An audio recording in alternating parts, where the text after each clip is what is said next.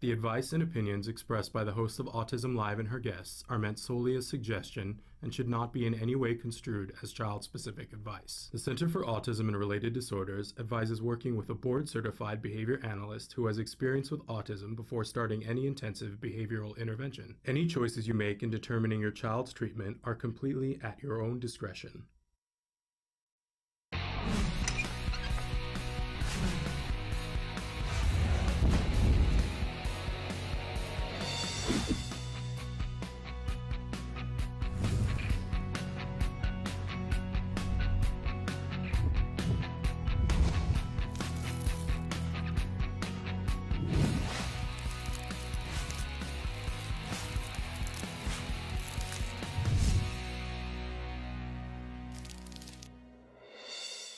Good morning and welcome to Autism Live. I'm Shannon Penrod and we're coming to you live from the Warner Center in Woodland Hills, California.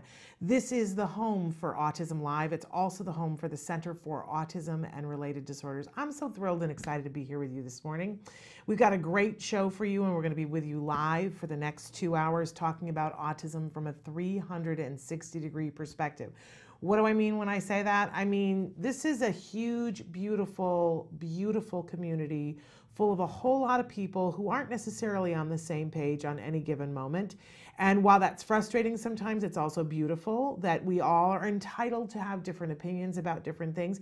But no matter who you are in this community, on this journey with autism, whether you're a parent, you're a teacher, you're a practitioner, you are an individual who's on the autism spectrum, or you could be all of those things, right?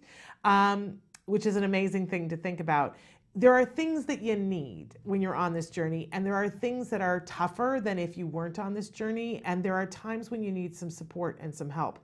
And there are considerations to be made about how do you make sure that money is coming in and that the bills are getting paid and that everybody's happy. And it's much, much more than we could cover in just a 15-minute show.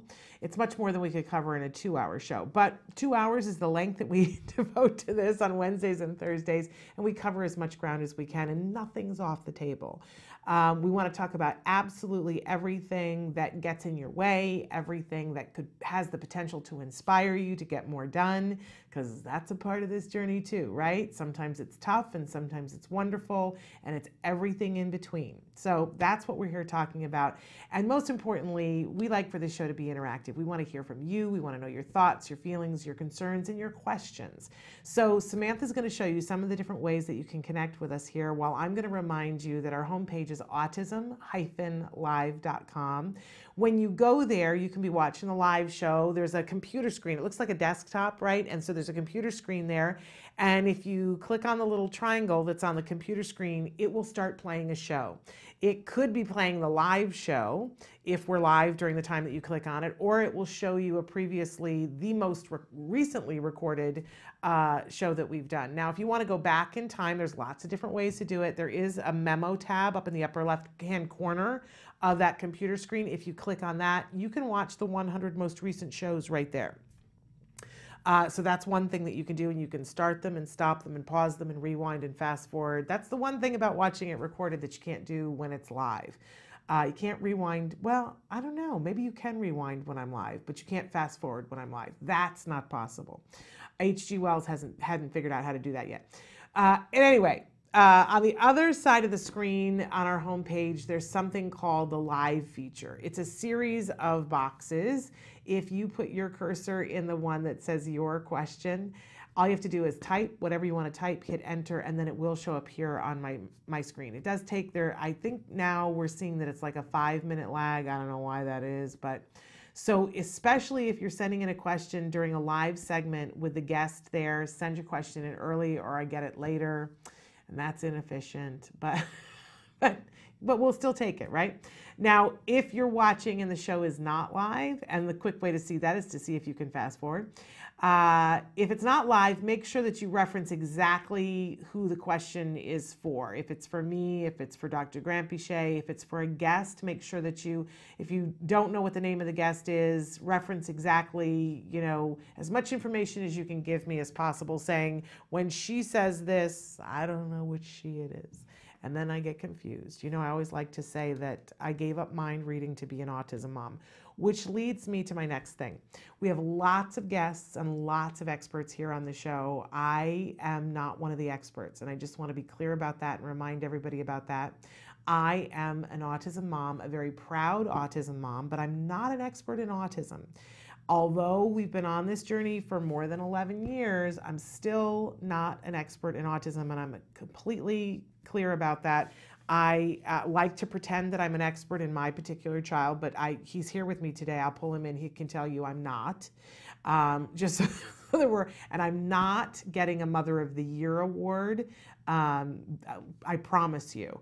So, I'm there with all of the rest of you. I'm a former teacher. I care deeply. I want to learn more. I want to connect you to resources because kind people, smart people connected me to resources.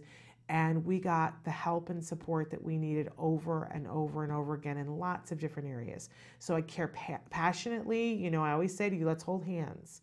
I will hold your hand through this because I know you can do this. If I did this, I know you can do this, and we can get to the progress. That's what I care about, is connecting you with whoever the person is that can get you to the progress, but don't mistake me for an expert.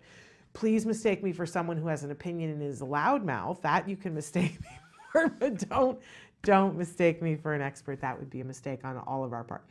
Anyway, we like to start every Thursday with something we fondly refer to as the jargon of the day. This is when we take on one word, one phrase, one acronym, and we try to figure out what are they talking about? Why are they talking about it?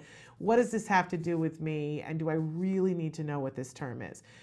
And sometimes the answer is yes, because it will save you time and it will help you get to progress faster. It'll even save you money, because if you stop and think about it, when you're paying an expert by the minute to talk to you, do you really want to spend that time having them educate you on what the terms mean that they're asking?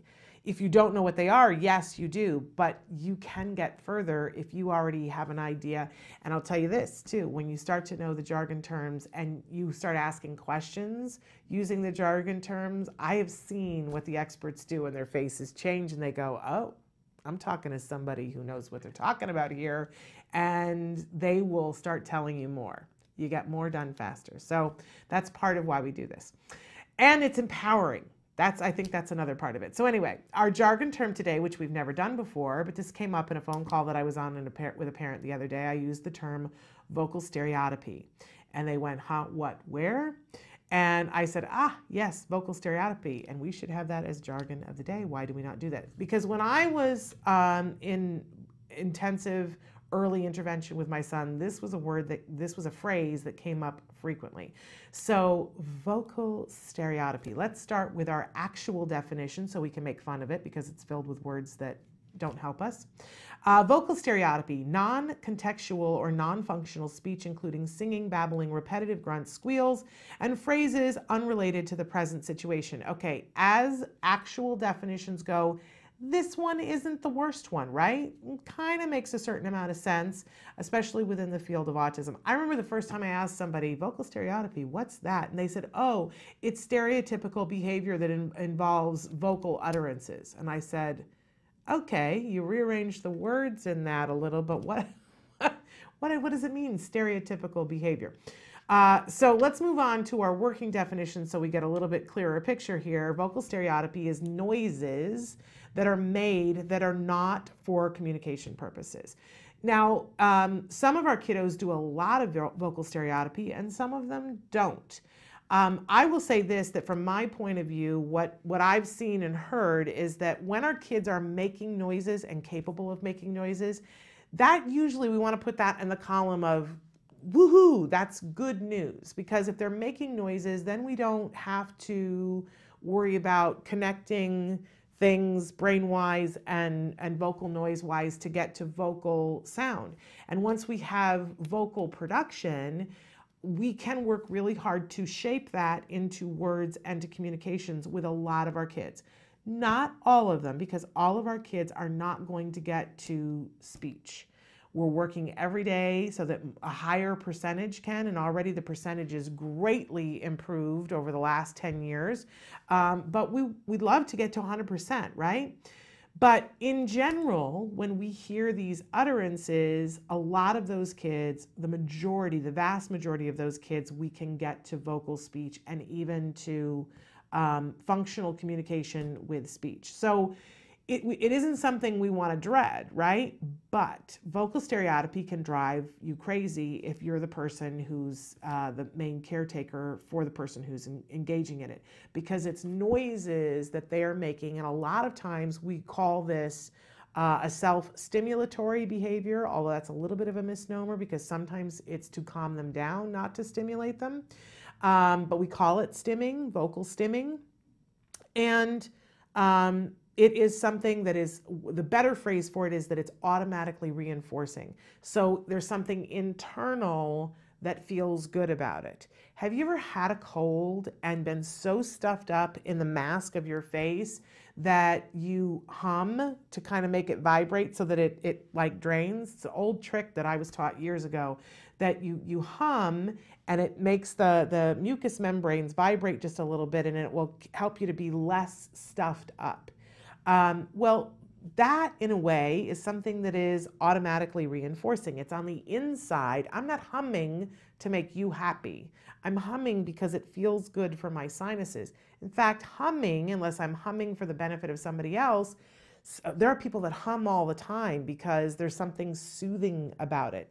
For some people it stimulates the vagus nerve that's there that helps to calm you down. There are people who sis, right? I know somebody who said to me that she had a boyfriend who sissed, that it's all the time, and it made her crazy to the point that she broke up with him because she couldn't be around it.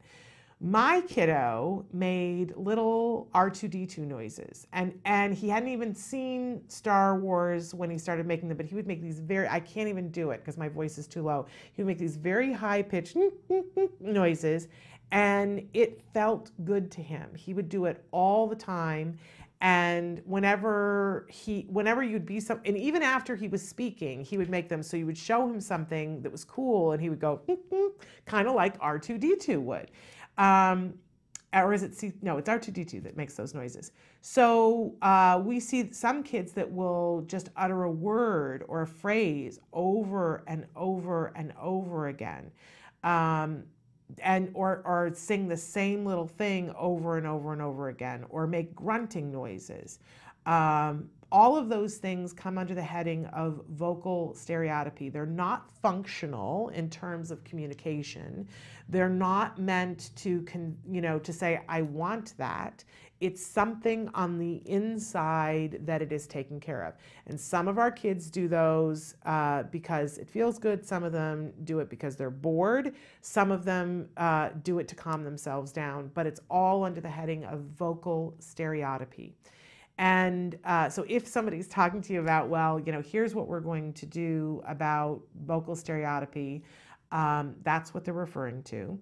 And I think it's super duper important, having gone through a child who engaged in vocal stereotypy a lot and who still, quite honestly, occasionally does. There were so many different things that we did to work on vocal stereotypy, but over the years, as he grew a little bit older, we put it in context and said, we do certain things at certain times and other things we don't do at different times. Like we don't take our pants down when we're in the middle of the classroom, right? We don't make these noises while we're taking a test. We don't do this. So but he is allowed to when he's at home by himself playing a video game, who cares? And I think it's important that we understand what the function of the behavior is and not just rip it away. There is something about vocal stereotypy that's serving a purpose, and so be mindful of that. And whoever your provider is, make sure that they're not just like, oh, well, we're going to get rid of it without giving something to replace it. Or talking about in context, you can do it during these times, but not during these times. I think all of that is super duper important. Vocal stereotypy, it's a thing. Okay, moving on. Our question of the day, this goes hand in hand with vocal stereotypy, but the question is, what do you do when you are bored? What is it that we all get bored from time to time, right? And so what do you do? I think that a lot of times and I want to say this is probably true for all of us at some point, that sometimes the world you got going on in your head, especially if you're a creative person, it's more exciting than what's going on the outside, right? There are times when I'm somebody that loves to write, but I write in my head first. I don't sit at a keyboard to write. I write in my head first, so that then when I get to the keyboard, it just comes out, right?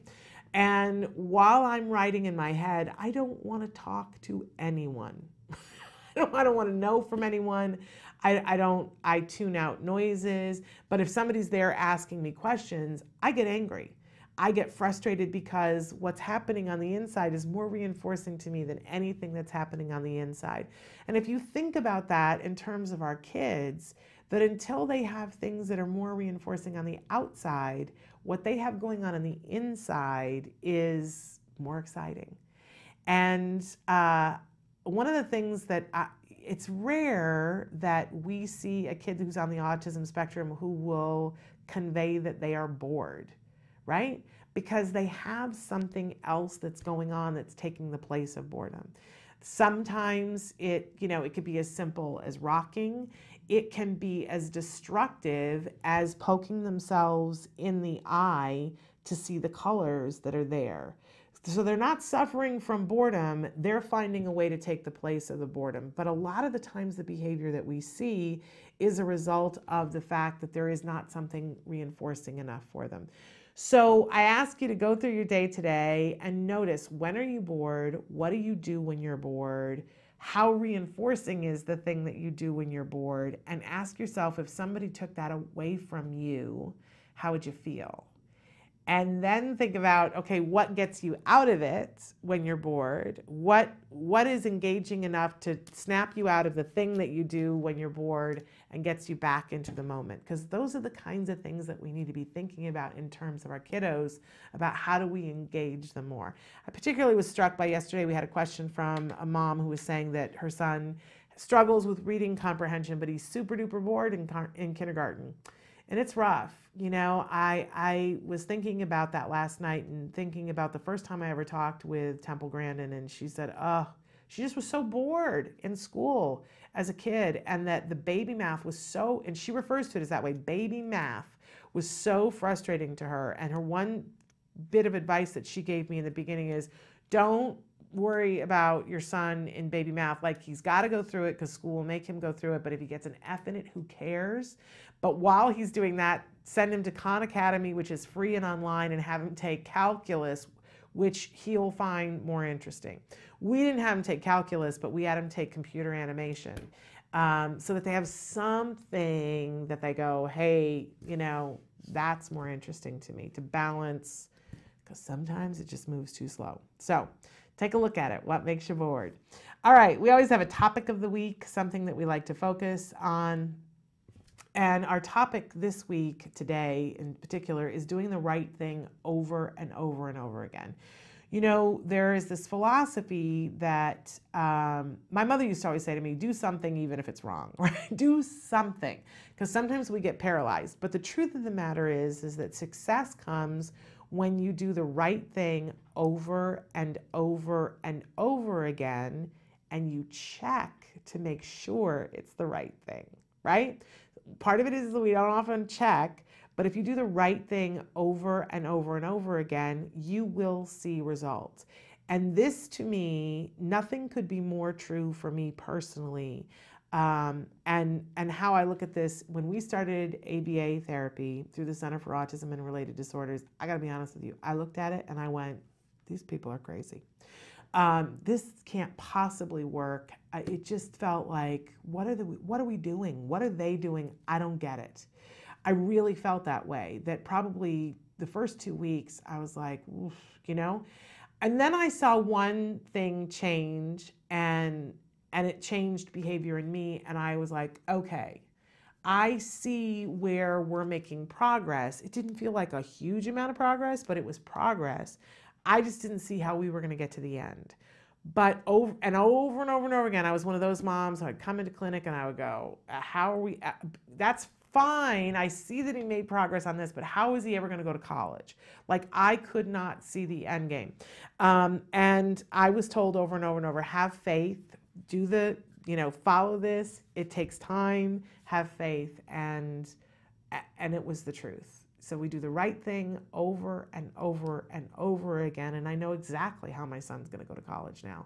And I know exactly how how he's going to be an honor student because he's there. But we had to do the right thing over and over and over again. So we're going to talk more about that today with some of our guests. And we've got a great show for you today. In just a few minutes, we've got an interview coming up about a new service called Toys to Grow. You know how expensive it can be for toys, and you know how difficult it is to find toys that are the right toys for the moment that your kid is at, and to keep them engaged so that they're not bored. We don't want anybody to be bored, and toys, for sure, we don't want them to get, and you buy a toy and then it sits over on the side for a while. We've got a BCBA who started a new service that it will ensure that your kids don't have an opportunity to get bored with their toys. It's called Toys to Grow. And Ricky Teichman, I hope I'm saying her last name right, is going to be with us in just a few minutes. A little bit later on this hour, we believe that we have special education attorney Bonnie Yates talking to you. And then in the next hour, we not only have our mindfulness moment that we didn't get to last week, we have our autism in the classroom moment, and we've got author Marie Brilli, who's going to be with us talking about the book that she wrote. She's a mom, and she wrote a book about positive talk, that's the name of it, statements that we can make to ourselves on the autism spectrum that help us to build self-esteem. How awesome is that? So she's going to be with us all the way from Ireland, keep your Skype fingers crossed, a little bit later on in the program. But first we're going to take a break, and then we're going to come back with Toys to Grow. You know I love toys. Stick with us.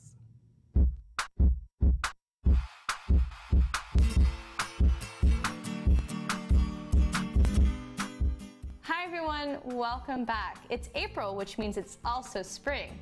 And what we're going to be doing today is making our very own chia pets. What's cool about this project, it's an activity that you can revisit with your family as you watch it grow and change. All right, now that I piqued your interest, let's get to it. The materials we'll be needing are water, dirt, arts and craft materials, chia seeds, a container, and nylon. So let's get started. It's super easy. All you're gonna do is you're gonna take an old pair of nylons that you have, you're gonna cut off the toe, and what you're gonna do is you're gonna take some of your chia seeds and sprinkle them at the very bottom. We don't need too much, just a little bit. And then once I've got my chia seeds there, I'm gonna take my dirt and pour that in. And we wanna make sure that we've got quite a bit in there. You want to keep this tail. What this does is acts as a way to soak up the water to feed your little chia plant. So I'm going to take the bottom now. I'm going to tie this into a knot. So now that I've got this little guy, now it's time to decorate him. And you can decorate him however you feel like. What I did is that I made some little features out of felt that I'm going to add to my little guy to give him a face.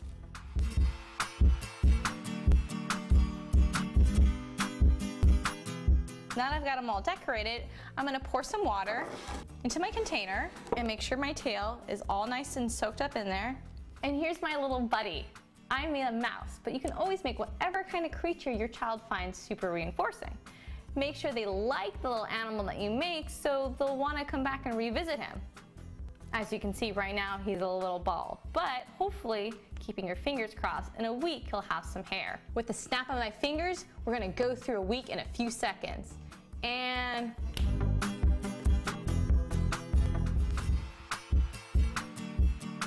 oh my gosh, this little guy has changed quite a bit. Can you see how? Yeah, he's got some hair now.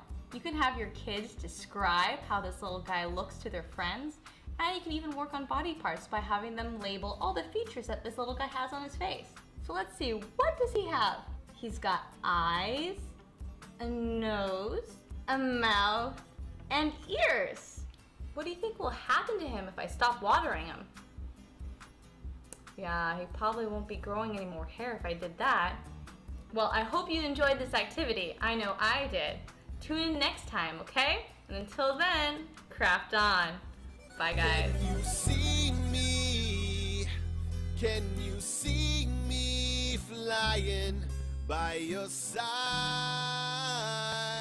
Welcome back to Autism Live. We're so thrilled because joining us right now via Skype, we have Ricky Teichman, and she is coming to us all the way from New Jersey. She's a board-certified behavior analyst, and she had a great idea, which has now turned into a great company, Toys to Grow. So, Ricky, first of all, welcome, and thanks for being with us this morning.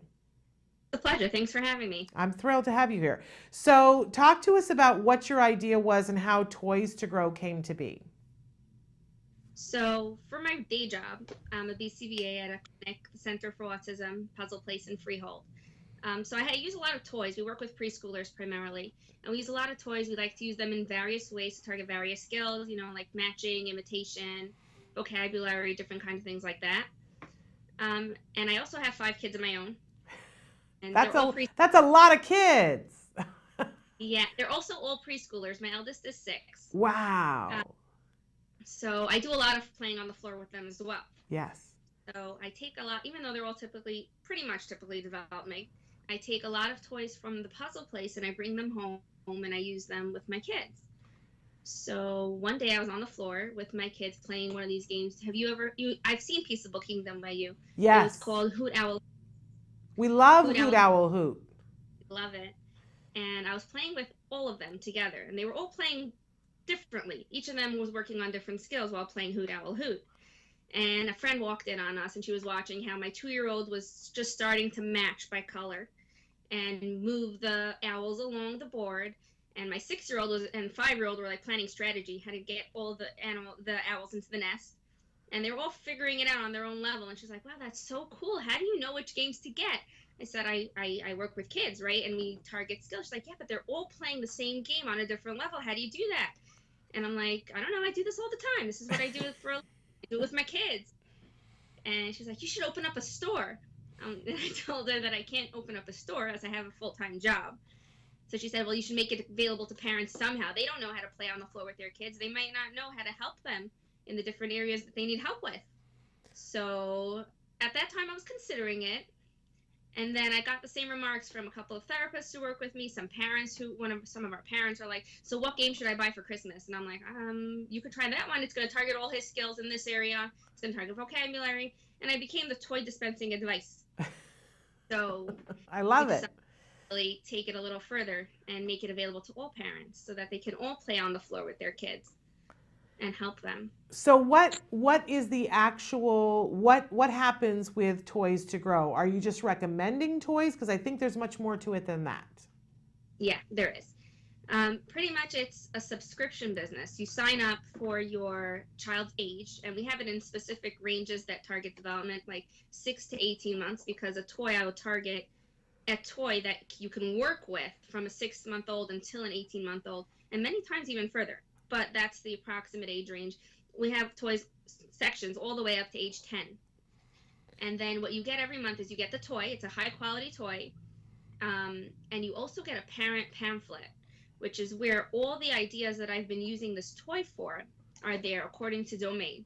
If you want to work on your child's occupational skills, like the fine motor, then you can play this kind, you use it this way, use it that way. Your child is more intelligent than the average 18-month-old, so you can do it this way.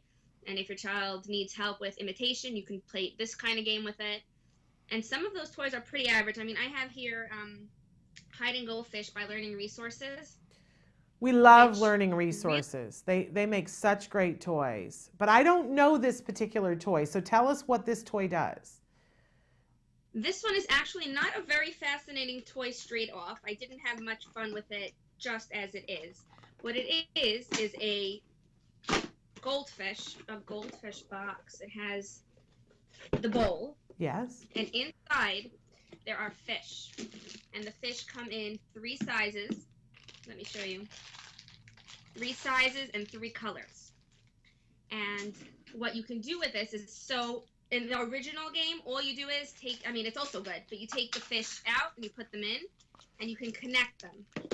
Okay. See, so the skill can be connecting. It can be, again, there's 3 colors, and they all happen to not be primary colors. They are orange, purple, and green. So I have actually about 40 different activities you can do with this game, ranging from 6 months I played it with all my kids as well. I was very surprised. My 6-year-old loved it. This seems like a baby toy. There's like plastic fish. They're very strong. My 6-month-old will chew it and will stick her hand into the bowl and pick it out, and that's a whole fine motor, gross motor thing. Yes. But then we have connecting the pieces in size order. We have just targeting the different colors. I even brought in some paints to show my kids how you can make the purple and how you can make the green and how you can make the orange. We have them separating it into different colors. And then we played games that target different things. For example, we had all the fish inside, and we each took a turn picking one out. And each time we had a different goal. One time it was that we should all get the same color. Love it. So I picked, the next kid picks one, right? And it's a green. So we have to put them both back in and try again. I pick one, and she has to try to pick the same one. And you end up learning to try to pick a different size, because if I have the big purple one, you're not going to try to pick another big one. So that's another skill you can learn, try to feel out by size. And then we also did pretend play. This I did with the older ones a little bit. We pretended they were a family of fish, a mommy, a daddy, and a baby. And we play acted, like, I'm going to school. Don't forget to clean up your room, things like that. And they loved it. And what I saw that they did was afterwards I left it lying around the house. I wanted to see who would pick it up. And they each picked it up and did something completely different with it. But it's amazing how when you give, and I've seen this before too, Ricky, that your average parent doesn't know how to be creative and play with the toys in all these different ways. But when you show them how to do it or tell them how to do it, it opens up a world for the parent. The parent then has a means to sit down and play with the child, which is invaluable. And then the child then knows, oh, I can play with this toy. You're working on flexibility and play skills and a million other things, but the child then can come back to it and has a context in which to play with that toy that they didn't before. That's right. What we realized was that parents today are fighting with technology. So it has to be a lot of fun. And they do tend to say, like my kid is playing, he's learning educational games on his iPad. And it could be true. But they forget about that relationship piece, that social piece where I want to play with you. Yes. The joint attention comes in. The language comes in a lot when you play with an adult. But sometimes they're at a loss. Like, I can roll a ball back and forth only so many times. So that's why Toys to Grow. And it works all the way through 10 years old. So I have a pretty simple game. You heard of Chutes and Ladders, right? Yes, yes. So one of the things we do with our children with autism is when we teach flexibility is we go down the ladders and up the chutes. And that throws a lot of them for a nice spin. What you're supposed to do. Right. So kind of flexibility I put into all the toys. Yes, we've played it the right way. We played it the regular way, but you know what? Let's do something else with it. Yeah. So the average shelf life of any one of these toys can be for a very long time. You could play with this one particularly for 4 years and still get something new out of it in every stage. So each month you're getting a toy that's been handpicked for what your child's age and skills and the things that they're working on.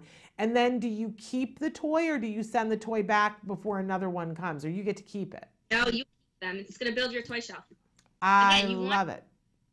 You want to keep this because if I can use this for 4 years, why do I have to get so many other ones? I love it, Ricky.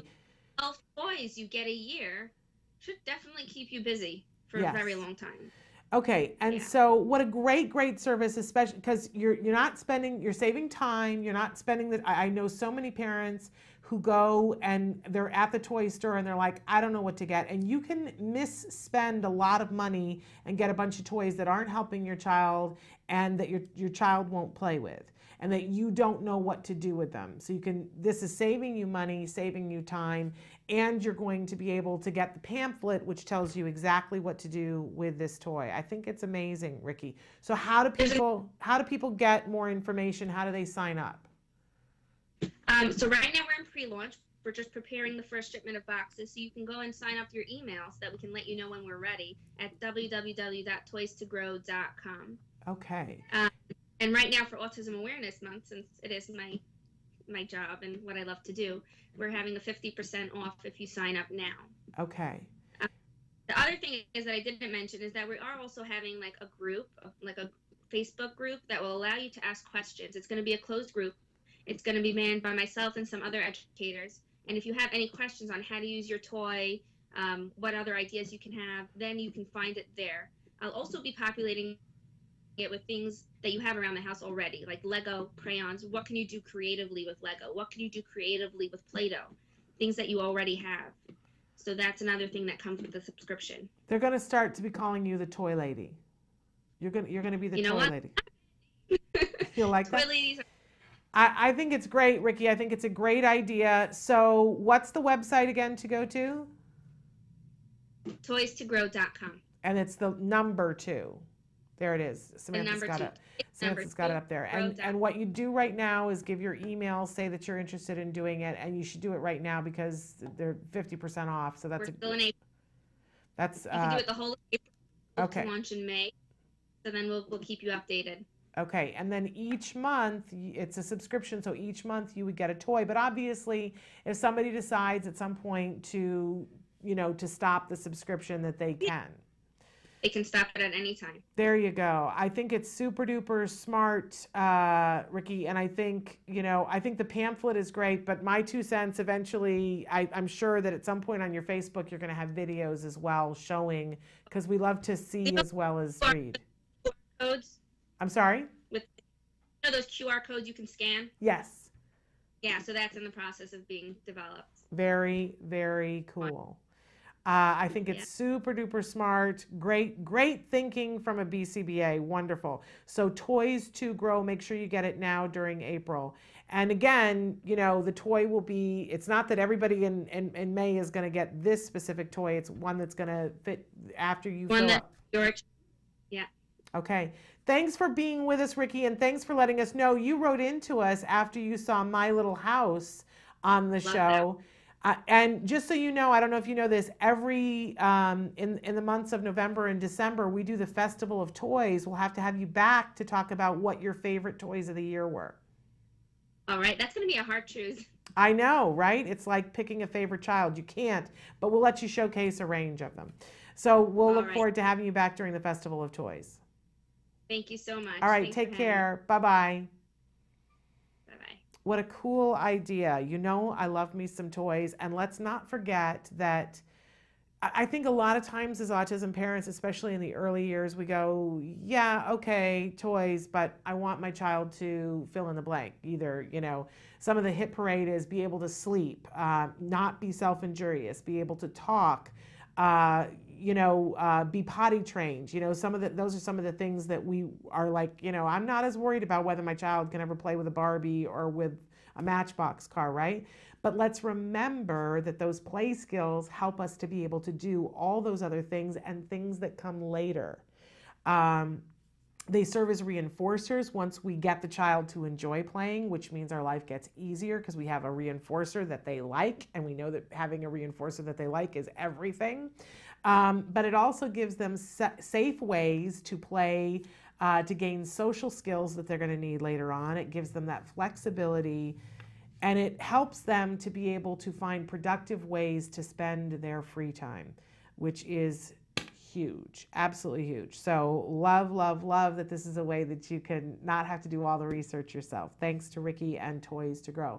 We're going to take a break, and when we come back, fingers crossed, we're going to have Bonnie Yates, special education attorney. Stick with us.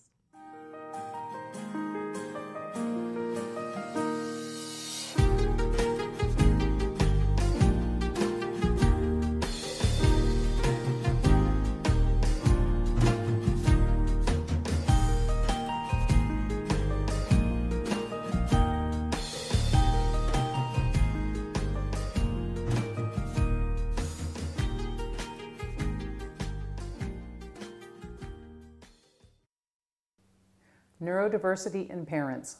One big happy family? We hope so. Anyway, what is neurodiversity?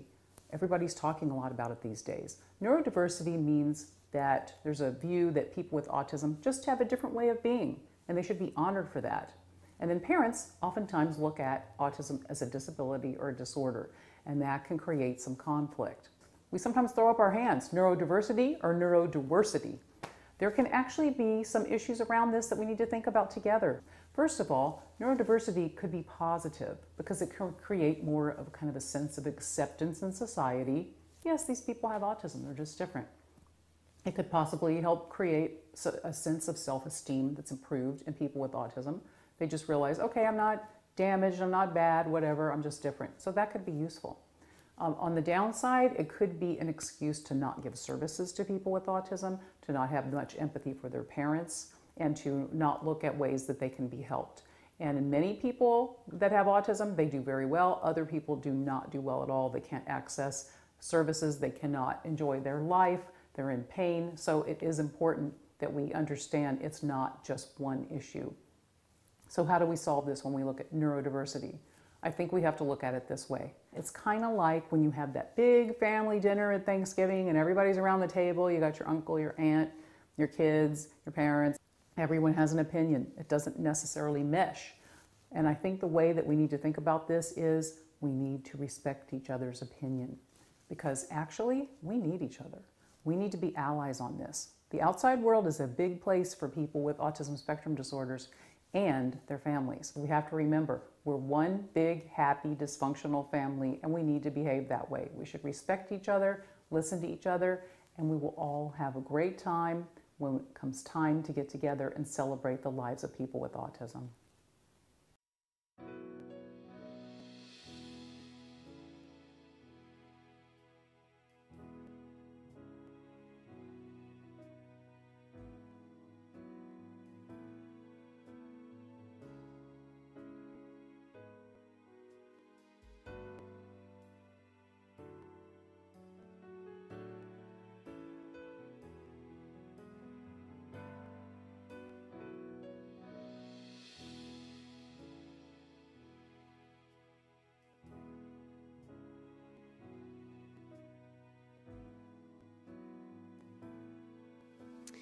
Being part of this community is really important to a mom with a son like Jackson, because it really does take a village, and you need so much support, you know, to help bring out all of the amazing qualities and skills and talents that our children have. So I'm just very grateful to everybody who was a part of this.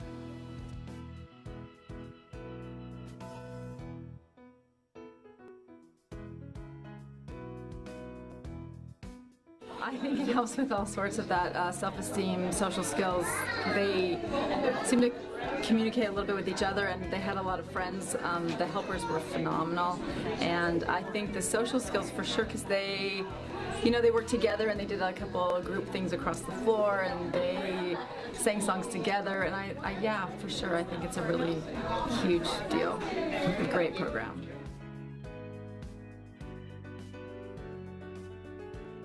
What programs like this show is the person is in front of what we call today a disorder. I think what we're finding is that these sorts of brain challenges that make people unique can actually be gifts in ways we haven't discovered in the rest of society to bring them out. So when you see a program like this and you see the kids dancing, having fun, and making up jokes, making up the story. I was here when they did that. That was so amazing to watch, because they were all focused, they were all present, they were all laughing, they were all getting into the creation of this story. And that to me sort of broke the barrier to say, no, first we're dealing with people, and then we're dealing with the challenges.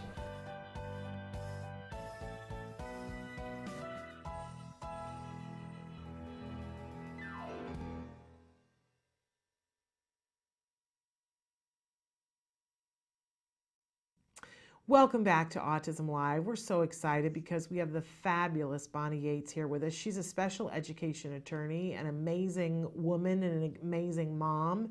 We're so lucky to have her with us, and she's joining us from the law firm of Hirji & Chow. But I'm going to let you, Bonnie, tell them a little bit about Hirji & Chow. Okay, well, Hirji & Chow is a four-attorney law firm, and we are dedicated to improving the lives of children and adults with disabilities. We have a policy that we will give a complimentary intake to anybody who needs one, and you can find us on the web, and our phone number is 310-391-0330. So this is a busy time of year for us. We're going to talk about how you can be as prepared as possible for your IEP, and I also just give my standard disclaimer that the advice I give is pursuant to California law, and to the extent that federal law applies in the 50 states, also federal law, but it's general advice, and if you are at the point where you feel like you need legal advice, you should consult an attorney who will give you specific attention to your specific facts. So, with that, I wanted to let your listeners know that next week, it's going to be kind of fun. We're going to be broadcasting from Dallas because Temple Grandin is going to speak at University of North Texas at Austin, and she's staying with a friend of mine, and I get to hopefully spend time in the same house, stay and spend time in the same house where Temple's going to be. So I'm excited about that. Awesomely cool. You're going to have a great time. That's the goodie for this weekend. Yeah, no kidding. And we'll be talking to you next week from Dallas while you're there. So that'll be way cool, and maybe you'll have some great stuff to tell us. But tell Temple that Autism Live said hello. We're still working on her footage from when we were with her at NASA. I will tell her, and I should have something because we're all getting together, I think, the evening before this program airs. So anyway, I guess one really basic question is, why is it so busy in, March, April, May with respect to IEP preparation? And many of you who have kids with active IEPs, understand this, but those of you that are maybe just getting started on the process haven't heard yet that districts don't do IEPs in the summer, and districts don't do assessments in the summer. And so if you need an IEP for a change of placement or discuss any issue, or you need an assessment, you have to get those done before the end of school. So for the assessment to be completed, the assessment plan has to be signed 60 days before the end of school, which varies district by district. And then any request for an IEP meeting has to be made at least 30 days prior to the last day of school, and it has to be made in writing. And so for that reason, everything really stacks up into this month. So we do many more IEPs, and we do many more intakes, because all of a sudden it's like the year's over and everybody's like, wow, I can't wait till September to deal with that. So I think last time we talked a little bit about how you get into the system, and that your IDEA services from 0 to 3 are administered in California by the regional center. But in preparation for your 3rd birthday, if you are, let's say, a child with autism, the regional center takes its information about you and has a meeting with the district called the transition meeting, where there's an exchange of information so that the district can have information, current information about the child that's as relevant as possible. Now, by that same token, because parents are, equal members and important members of the IEP team, any private reports that you have, any anecdotal information that you have, all of that should be shared with the IEP team at the transition meeting, with the idea that the district is responsible for having an IEP in place before the child's 3rd birthday.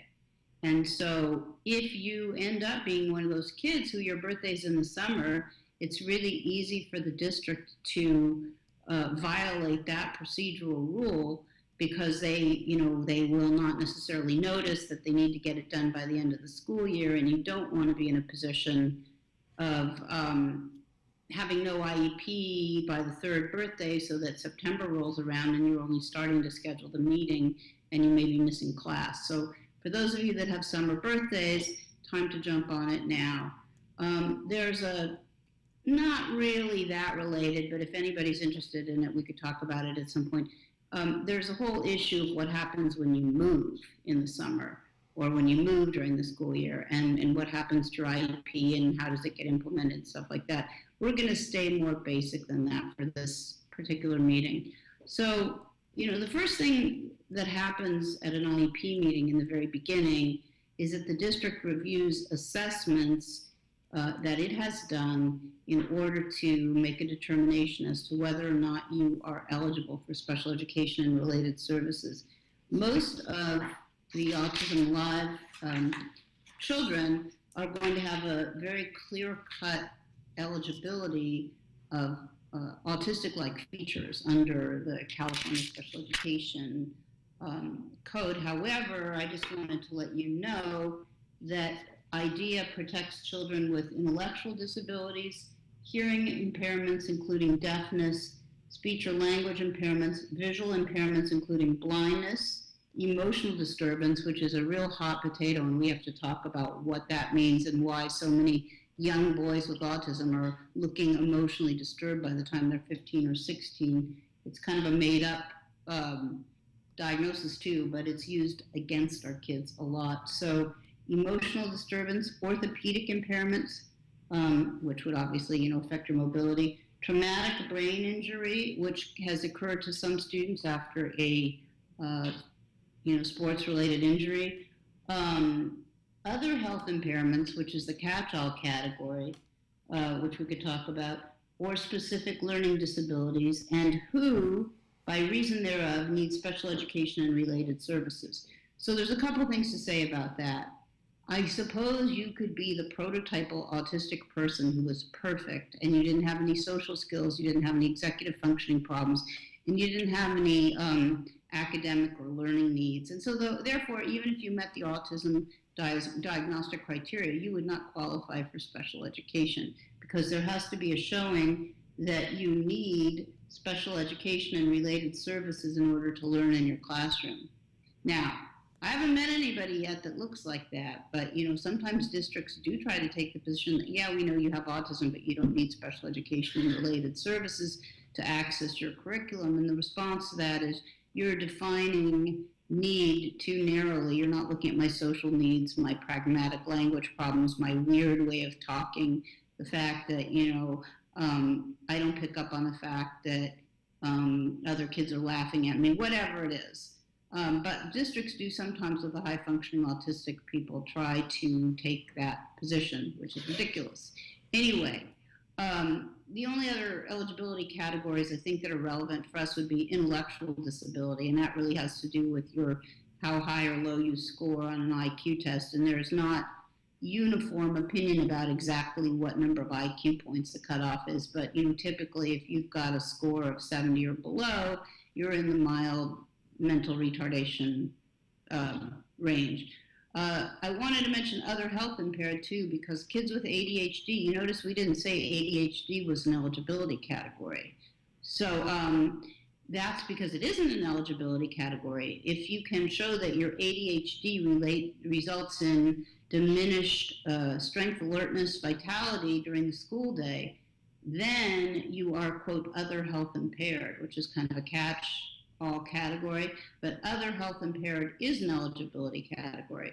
So in preparing for your IEP meeting, it is worth asking, is this a triennial IEP? Is eligibility going to be revisited? Do I want to change an eligibility, or is there really no need to worry about eligibility? Every 3 years, the district does a reassessment unless the parent waives it, which I don't recommend you do, because that usually works against parents. So every 3 years, there will be some kind of re-administration of assessments to confirm the autism diagnosis. It's, of course, not likely that once you're eligible under autism, you're going to have that change. I suppose it's possible, though, that you could be eligible under autism and intellectual disability, and as you learn more information, if you're appropriately taught, your IQ scores could go up, and maybe that was kind of a false IQ number.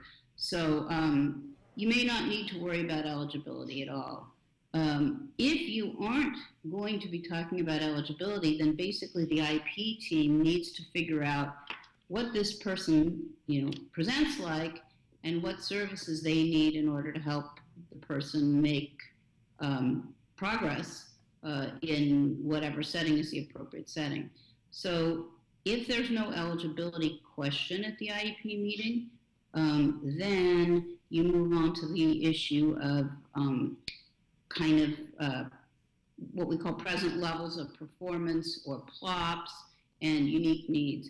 One thing I want to say about eligibility, and we can devote an entire program to this if people want, But if you have an assessment that the district does and you think it's incorrect, there's a basis for asking the district to provide an independent educational evaluation at district expense. And what's tricky about these is under California law, you have to show that the district's evaluation wasn't appropriate, and there are specific ways in which you are required to show that. For example, the district didn't administer an appropriate test, or the district improperly administered an appropriate test, or the district failed to assess in all areas of suspected disability. You can't get an independent evaluation because you don't like the ultimate recommendations that the evaluation led to, like 2 hours a week of X and 4 hours a week of Y. You have to be able to show that the IEP team assessor did not perform a competent assessment. And if the district is given those arguments in a letter and it agrees with them, then the district has to send you basically a letter saying, okay, we're going to grant your right to the independent evaluation.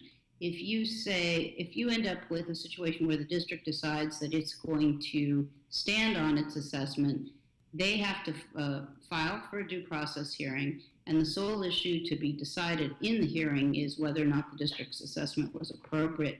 But this is very important because you can't really go to hearing without evidence, and your evidence is going to be an expert that has assessed your child and understands your child's needs and doesn't have the same bias as the district.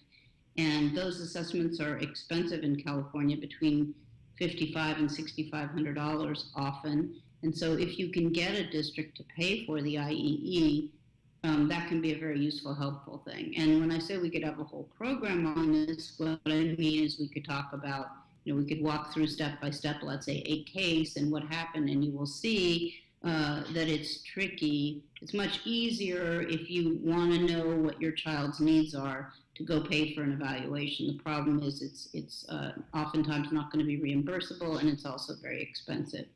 But anyway, if there's no assessments to go over, usually what the meeting begins with is introductions, which you all know, I think we talked about. I think I talked about jotting down each person's name like a place chart so that when they speak, you'll know what discipline they represent. You also should have given the district at least 24 hours written notice so you can begin the meeting by audio recording, because you will want a record in every case, and you shouldn't worry about it being quote unquote adversarially perceived. It's important to get that. Sometimes, critical stuff happens that you aren't able to bring up later because you don't have any proof.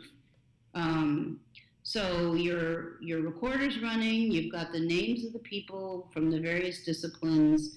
You hopefully will have gotten in advance of the meeting any reports that they intend to present. Oftentimes that doesn't happen though. And they will hand out what they consider to be like a draft IEP, so you can read along for each discussion area. And, I guess what I'd say is if the reports are available in advance, you definitely want to read them. You'll have questions about them. Maybe you'll have time to get your questions answered before the meeting. Sometimes the reports tell you where the district is leading. Sometimes they're very kind of oblique and non-transparent because the assessor has been told illegally that they can't specifically recommend something in the report, like, I believe Jonathan should have 20 hours a week of behavior intervention, or I believe Susan needs additional, individual speech and language services. They will just put in sort of their raw data, and then they'll say the IEP team will discuss this. But one of your challenges at the IEP meeting, I think, is for you to have a plan going in of what you want to accomplish, rather than just saying, well, I'm going to go there and see what the district says. You need to be thinking of yourself as an active, not only participant, but kind of trailblazer in this IEP, and your end goal should be known to you, and you should have an idea about how you're going to get there.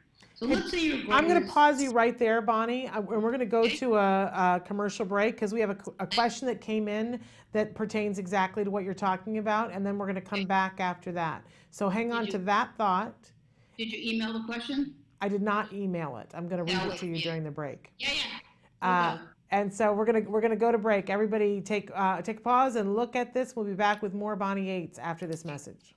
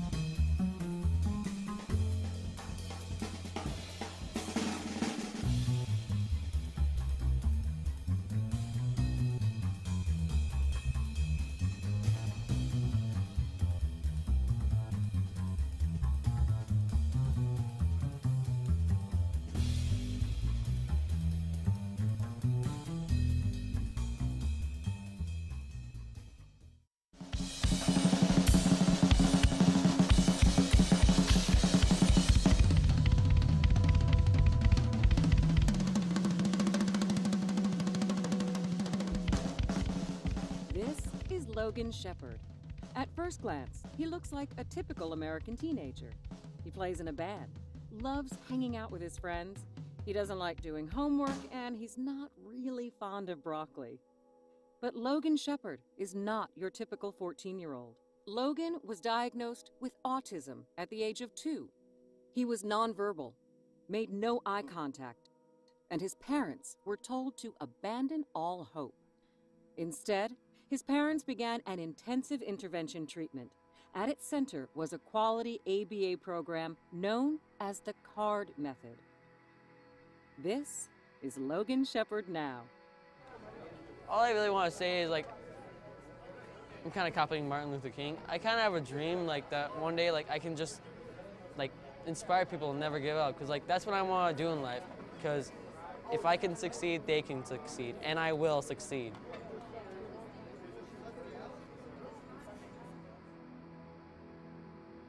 To follow Logan's musical journey, visit www.facebook.com/officialdrummerrock or @drummerrock on Instagram.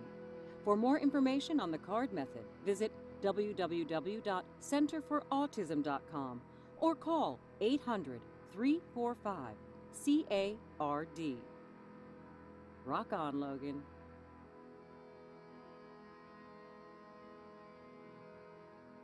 Welcome back. I love that you guys are writing in a bunch of questions for Bonnie Yates. We're here with special education attorney Bonnie Yates, and the question that had come in yesterday.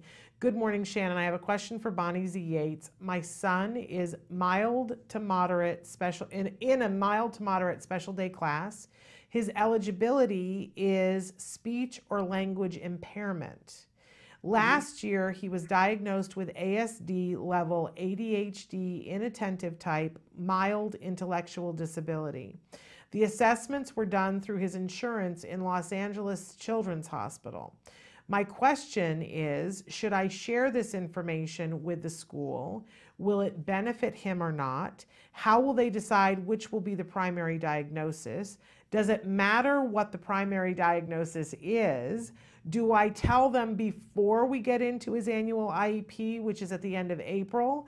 Last year, they offered a moderate to severe placement, which we visited, and it looked more like a severe placement to me. And she says, help. Thank you so much for all the wonderful information you have been giving through the show, and God bless you. Which I agree, Bonnie. Thank you, and God bless you. So that's a lot right there. But it begs the question, do we tell the district when we've gotten a diagnosis of something? In reading it the second time, before he was only eligible through speech and language impairment. Now he does have a diagnosis of ASD, ADHD inattentive type, and mild intellectual disability. So what do we want to say?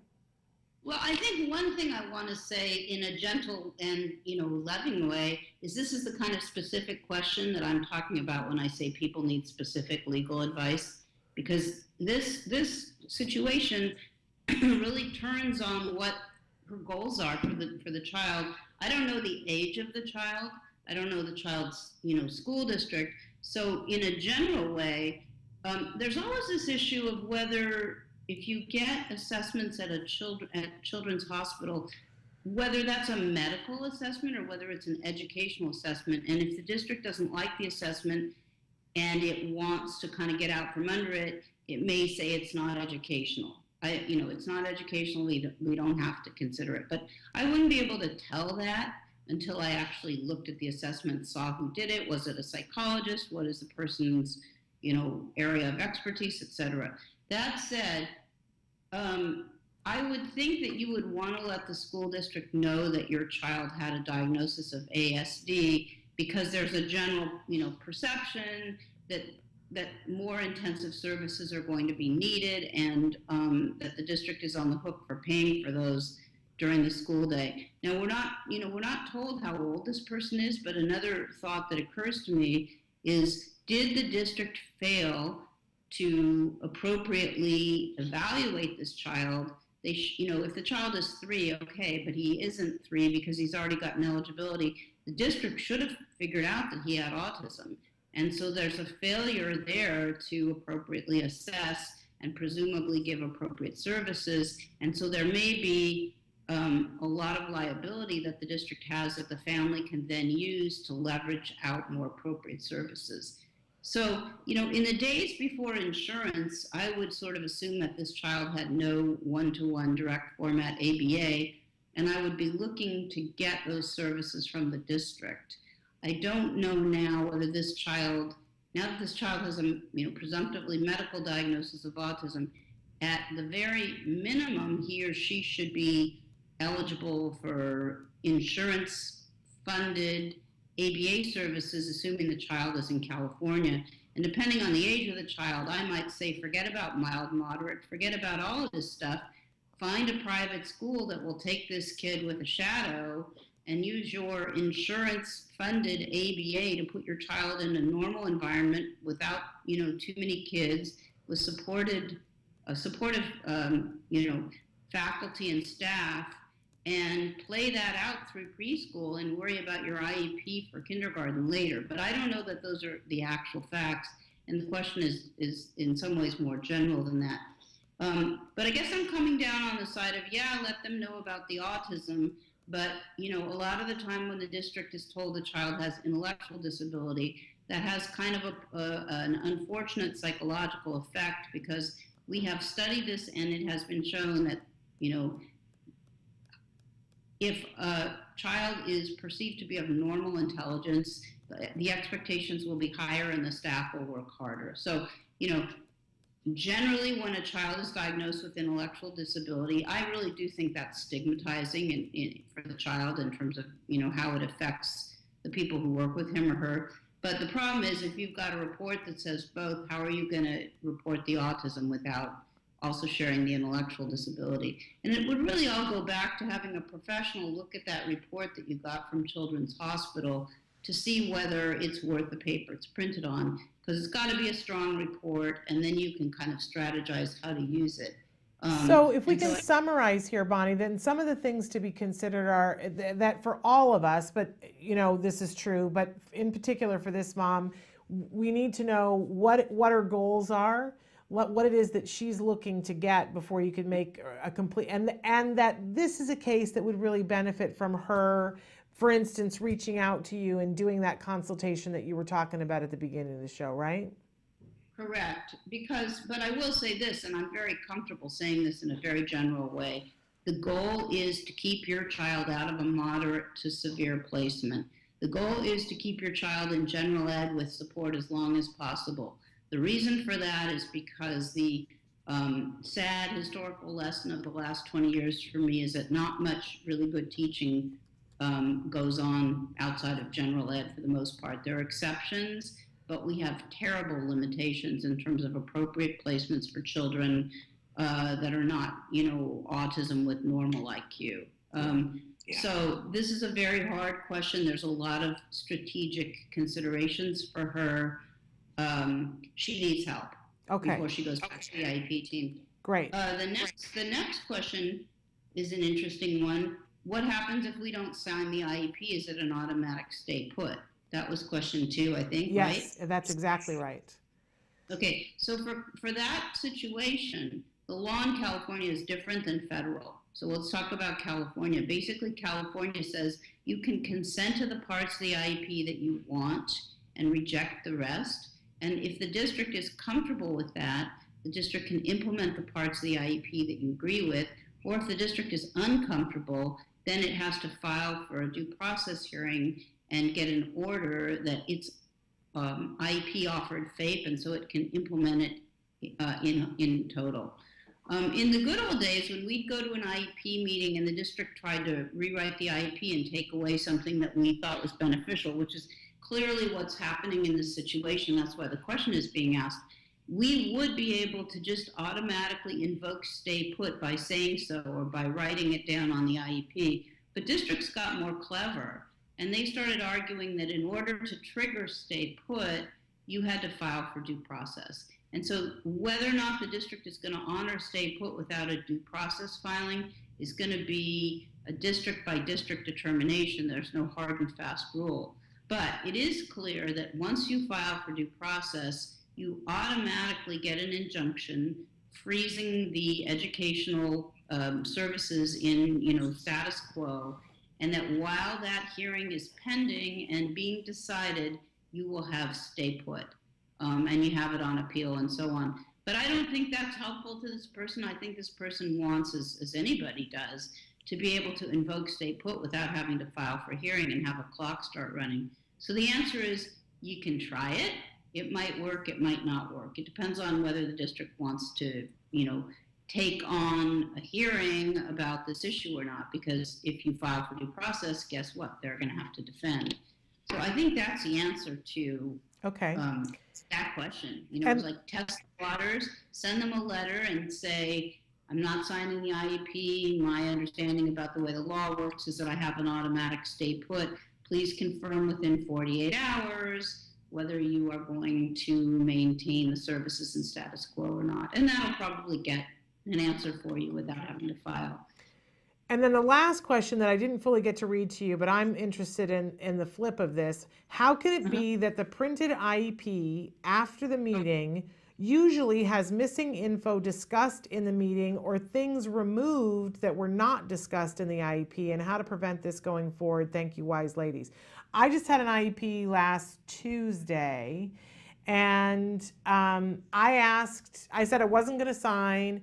I asked to read the notes before I left, though, because it was a new person doing it. And I said I want to read the notes and approve the notes before I left, which I was glad that I did. And when I gave it back to her and I said, here's the issue that I have with the notes, she said, oh, and there's some more stuff that I want to add. I want to go over the recording and I'll add some more stuff, which made me really tense, because I was like, look, I'm looking to approve it. And if you keep changing it, then I got to relook at it before I approve it. So, I don't think, Shannon, you can stop them from editing and adding to their IEP. Although at some point, obviously, it stops being a draft and it ends up being the final. And maybe you and I should talk, off the air about what to do about that situation. But the answer is districts edit and slant notes and IEPs all the time. All the time. You have to review them really carefully. You have to write a response to that. You have to ask that it be attached to the IEP. And see, this is where the recording comes in. Because if the district knows that you have a recording, they're going to be more careful and play less fast and loose with the way they document things, because they understand that they can be, confronted with that information. But I mean, I have a case right now that involves, let's just say, child molestation in a special day class in a non-public school, and the IEP says oblique things like, student's attorney thinks something bad happened at school, district thinks nothing bad happened. I mean, so it's very general. So you have to read it. You have to read it right afterwards. You have to disagree in writing, and you have to have your recording. So as you did, Shannon, you can go back and verify what was said. Yeah. It can be a very frustrating thing. And I will be honest with you, we had a viewer who had written in and said, make sure you read the notes before you leave, because usually I just say, I'm not signing today, give me the notes and I'll go home and review them. And I had a viewer who wrote in and said, no, review the notes while you're there so that you can, say, no, that's not what happened. This is the first time I've ever done that. And I was really glad that I did. I have mixed feelings about that. I mean, I guess what I should say to myself is that I need to bring my lunch. Sometimes by the time the meeting is over, you just are done. Yes. And you don't even know that you're going to accurately read what's written down. Sometimes they say, and I don't like to be unpleasant unless I have to. Sometimes they say, would it be okay if I had a few days to get this to you? I've got to run out to another meeting. So yeah, I guess you are taking a risk, but the notes aren't always going to be ready. But yeah, you better be prepared for the fact that whenever you get them, you're going to have to fix them. Yeah. It's very rare that you get an honest, verbatim discussion. Things are left out, things are slanted. That's, show business, folks. But I do find that they have so many IEPs that they need to get signed. across the years, I have seen that if I say there's something in the notes that I disagree with and there is a tape recording, everybody across the board, and I've now been in a couple of different districts, has been like, oh, okay, is that what's preventing you from signing the IEP? And if that's the case, and I've said yes, I'm okay with the offer of faith, but I'm not okay with signing it if it says that. They change it really quickly.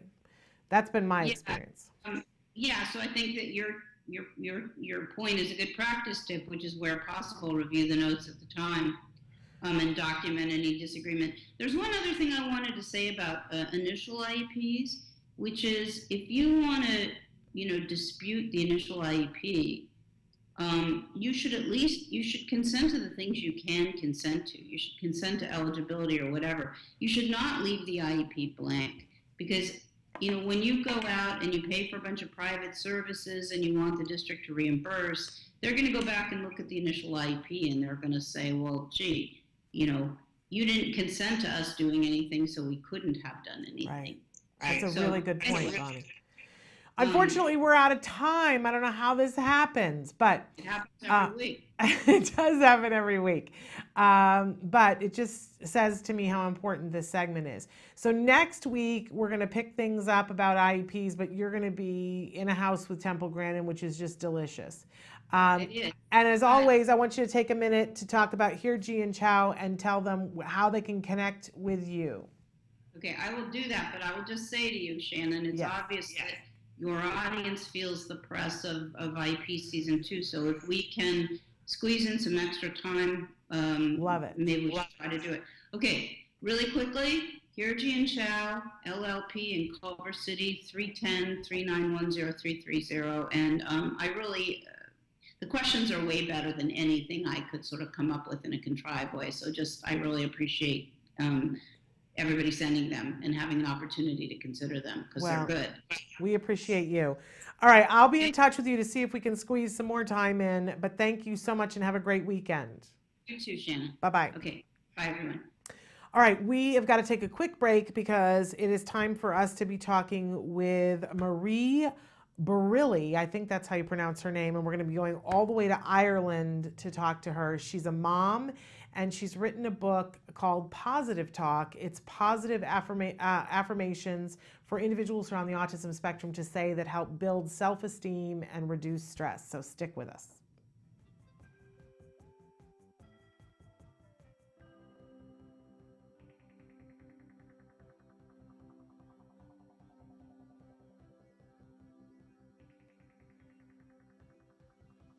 Hi, welcome back to Autism Live and What's Left. We're welcoming you back. I'm Lisa and this is Amy Brown. So happy to have you back, Amy. Thanks for being here. This is lots of Amy. fun. We're having a great time and we're doing just a naan bread. It's an Indian traditional bread. I love it. It's really simple to make, but we can do so many variations, and we were just going off about variations earlier. What kind of variations do you think we could do to get creative with this? Well, we were talking about, like, if you want to substitute a pizza crust, that you could use this. Yeah, no yeast, which is great. Which is great for the kids that can't handle the yeast. Right. And just the ingredients themselves are very simple. Right. So a lot of people can handle this when they can't handle other options. But again, it's just about the spices. Right. So adding in more of the pizza flavoring spices. And we were playing around with some dessert ideas, like putting a little bit of cinnamon and honey in with it, and then maybe some fresh berries and some of the So Delicious ice cream. Exactly. So, we could have so much fun with this. But let's stay simple. We'll go back to what we were originally going to do. And we're going to start with a ½ cup of almond flour. So we'll go ahead and put that in. And then I'm going to do a ½ cup of tapioca flour.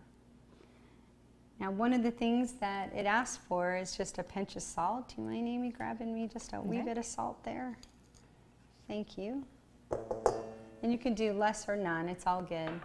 And again, we're back to cans. We want to make sure they're BPA free.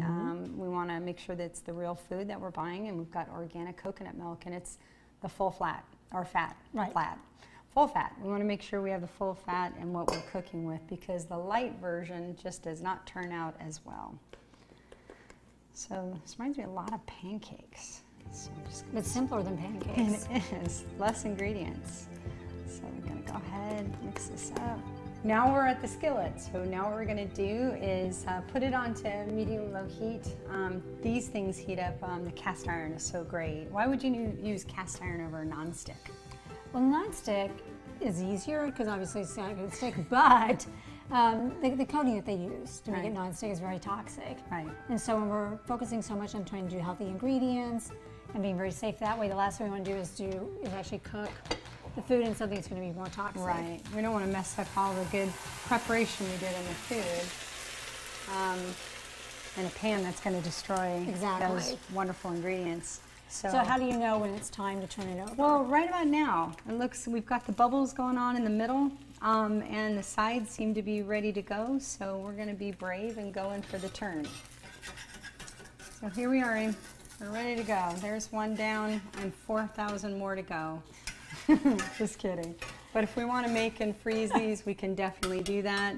It's got, like I said, a great consistency. Love the way that it tastes. Definitely appreciate what this is as far as getting away from yeast, extra carbs that our kids don't need. I can even use them. Sometimes I'll make tacos out of these. So it just really depends what you want to go about and do. And we really want to thank everyone on Autism Live for having us. We want to thank you, Amy, for joining us. Thanks. Love having you here. Yes. And if you have any questions, please email us at autismlive@gmail.com. Or you can email me if you have some recipes you're dying to convert. Lisa at Takanow, TACANOW.org. And we'll see you next time at What's Left? This cooking video is brought to you by WellAmy.com. Amy, a certified nutritionist and holistic health practitioner, is an expert on autism and special diets. Find ingredients and other GFCF-approved foods and recipes at WellAmy.com. Welcome back to Autism Live. We're very excited because I don't get to travel much, but right now via Skype, we're going to travel all the way to Ireland because we're talking with mom and author Marie Barilli. I didn't ask you, Marie, how do you say your last name so I don't slaughter it? Brilli. Brilli. Okay, I was saying Barilli before, but it's Brilli. I love that. And I love your accent. We love that we're getting to talk to Ireland. It makes us feel like we're there for a second. But Marie, you're a mom of someone who's on the autism spectrum, and you've done something really incredible. You've written a book. It's called Positive Talk. The subtitle is A Conversation with Myself. And we've been talking about, we've been, teasing that you were going to be on the show, talking a little bit about how important it is to give those positive self-statements to an individual to build self-esteem, to lower stress, to help with problem solving. So talk to us a little bit about how did this idea occur to you? Well, it kind of came about, Sean Ross is 14 now, and probably, just when he started going into puberty, he was just starting to kind of act out a bit. And I remember sitting down one evening and thinking, what can I do to really kind of empower him and help him feel like he is in charge? He gets to make choices about how he really kind of interacts with the world. And, we pray every morning going to school. We always say, thank you, God, for this, and thank you, God, for the trees and the grass and everything. And he knows about that, and he loves going to church. And so, but sometimes he would just act out. And I always felt like it was just the hormones kicking in and growing up and puberty. So I remember thinking all of the functional kind of aspects of Sean Ross, like activities, anger, behavior, fear. So what I did was, he would be, he'd be upset sometimes, and so I would make statements. So I wrote out a lot of statements saying, it's really okay to be afraid. It's really okay to have fear. And if I'm afraid, I can always go and ask someone who loves me or someone who takes care of me about being afraid. So really kind of just helping them to kind of think about them inside. So I kind of built out lots of affirmations on like activities or fear or anger, and things like I can learn new skills with sporty activities I choose to play. Activities help me build friendships over time. New activities make for positive and fun conversations. And then, you know, Sean Ross's language isn't totally full and fluid. So then he understands most of the language. So what we then do is we just kind of repeat those statements, and then we build out from that. You know, sometimes when he'd get very anxious, like we have a chapter on fear. Sometimes when he'd get really anxious, we'd talk about being really calm on the inside and calm on the outside. And so I could see that, you know, each time we repeat these things, these affirmations, and they're always positive, he just really he just seemed like he understood and he felt good about them. So that's really kind of how we begun. And so then I thought, well, gosh, if this is really helping him so much, I could just really kind of write down lots of different areas for lots of the children, you know, with autism, and see how we go. So that's what I did. And the book is available starting tomorrow. So you know, is that correct? It is. It's Create Space, and it is on Amazon. And actually it is up now. Okay. So you can probably pre-order as of today. There's the cover of the book, which I think is absolutely beautiful. And I have to say, as soon as I heard about this, Marie, I just instantly was like, okay, this is super duper smart, because a lot of times when our kids come a little bit later to language, we don't know which things they haven't. It's almost like knitting a sweater, right? And that occasionally a stitch gets dropped and you don't know where those stitches are. But I've got a 13-and-a-half-year-old who's going to be 14 this summer, and this just made such sense to me that I'm constantly trying to see where the gaps are, and that I just recently had realized, oh, the talk that he does to himself isn't always positive, and that I shouldn't just take for granted that it would. We need to fill that bucket with phrases that are preloaded for them, that are part of their being. And instead of me having to invent all of those, you wrote the book. There's 18 different chapters on all these different topics. Talk about what some of the different topics are. Let's see, some of the different topics are, well, you know, a lot of them, you know, like in puberty now, we kind of, and a lot of our children are, you know, kind of always almost in a fight or flight mode. Yeah. So, you know, fear is a really big one. Feelings, just having feelings.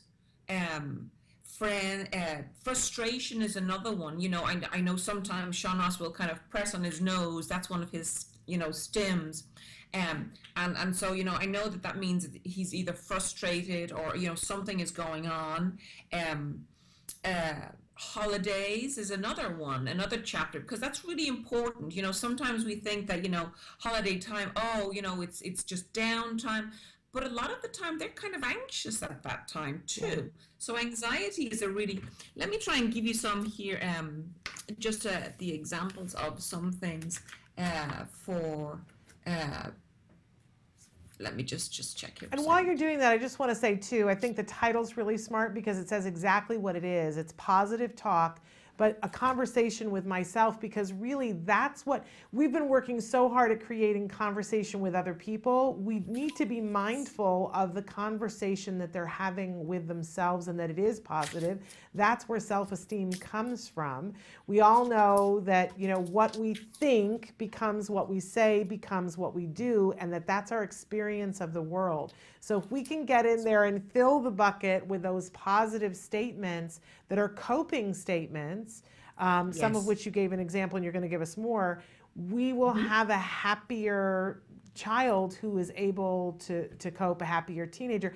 I think this is a great gift for anyone to give, especially what age, what do you think the earliest age is? I think it's really appropriate for our teens, but what do you think about a 10-year-old?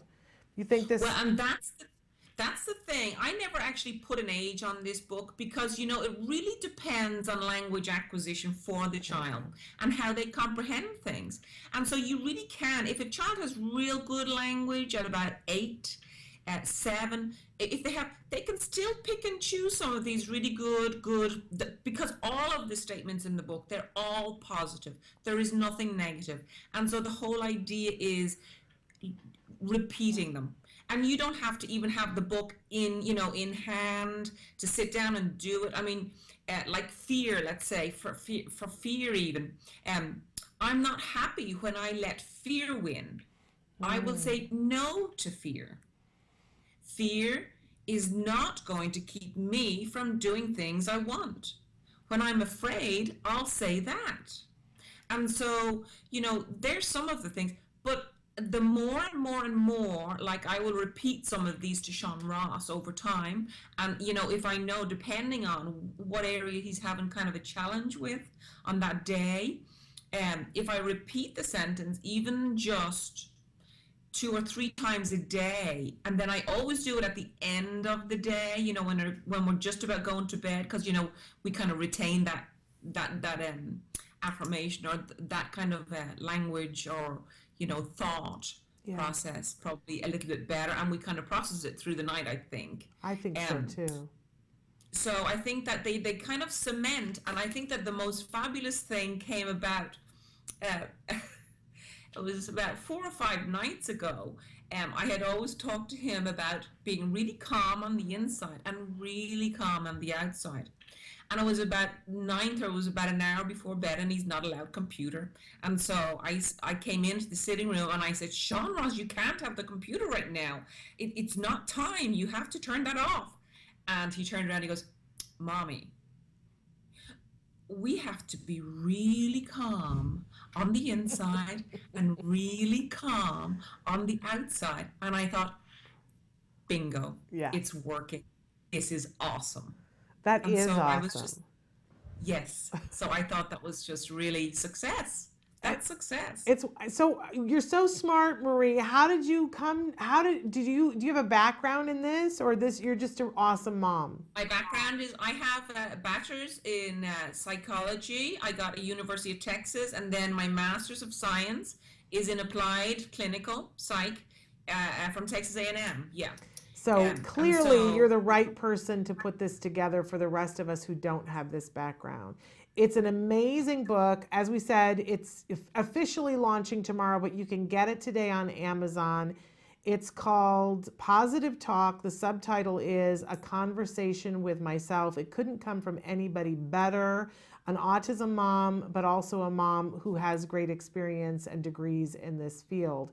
Anything else you want to tell us about the book? Because I think it's a great gift to give to a parent of somebody who's got a teen who's on the autism spectrum. I think it's a great gift to give to our teens. And as you said, younger. I think it's a great book for everybody who has younger kids to get for yourself and be, you know, doling these great phrases out whenever they're appropriate. What do you think, Marie?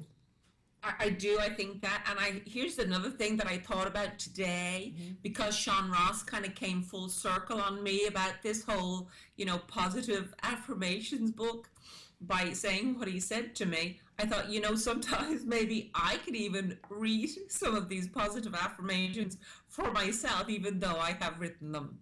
Well, I think amen to that, because I don't know a single kid who couldn't benefit from these phrases. And the truth of the matter is there's not a single adult who doesn't have the need for some of these phrases, at least at some point. Yes, and it does take more energy to be negative.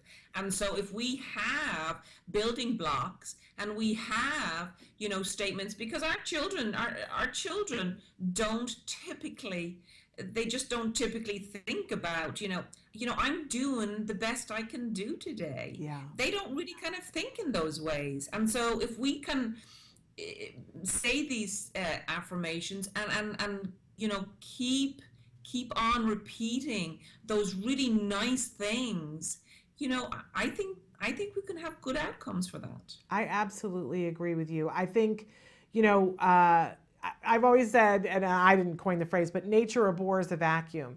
And so if there's nothing, there's never going to be a point when nothing is going on in your head. And why leave it to chance that there's something negative going on in your kid's head? Why not make sure that there are positive things to draw from? And we can't assume that they're just going to come up with them on their own. I also think, too, as a parent, we think, well, I give them positive statements all the time. That's not the same as them picking a statement and going, that applies to me in a positive way. That's how you get to true self-esteem. I learned a couple of years ago, I was like, why doesn't my child feel good at this? I've told him a million times that he's good at this. And a psychologist said to me, at a certain age, it doesn't come from mom anymore. Then it comes from their friends, and eventually it has to come from them. And I went, oh no, but this is a great way to accomplish it. But a lot of the time too, even though, I'm kind of sneaky, in the car, I'll say, well, we're doing the best we can. And, there's always another day, and we're going to choose happiness today because, being upset does us, and Sean Ross will finish that sentence now. He'll say, absolutely no good. I love it. So, I absolutely love it. I think this is super smart. Again, positive talk, a conversation with myself. You can get it as of today on Amazon. And what was the other place you said, CreateSpace? Well, no, that's the publication. Oh, okay. All right, great. Yeah. So get it on Amazon, and it's a great gift for yourself, great gift for your kid. Thank you so much. I will be in time, what I will be doing is I'm going to build a Facebook page of Positive Talk, a conversation, and I will put up a positive affirmation every day. So please, when I get that done in the next week or so. Will you share that with us when it's up, and we'll make sure we share it on our Facebook to let people know that it's up. Oh, I would love to do that. All right. Yeah. Marie, thank you so much. I can't wait to see what you do next. Thank you so much, Shannon. Thank you very much for having me. All right. Take care. Bye-bye. Bye. Such a smart mom. Boy, I love it when, what I say always, the power of one. You find your niche, see the thing that you're good at, and not only does it help your kid, but it helps everybody else's kid too. I absolutely love this positive talk, a conversation with myself. I think we all need it. We're going to take a break, and then we're going to come back with our mindfulness moment and our Autism in the Classroom segment for the week. Stick with us.